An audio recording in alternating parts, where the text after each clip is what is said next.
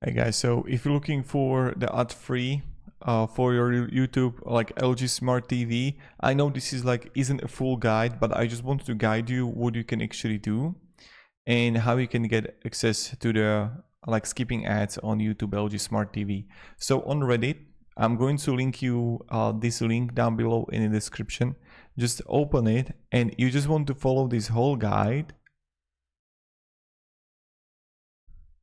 And then it's going to work out. All right, I know this is not like a tutorial where you would see, but I just want to guide you to the right way what you need to do. All right, so you're just gonna follow this whole guide and you're gonna have ad-free YouTube.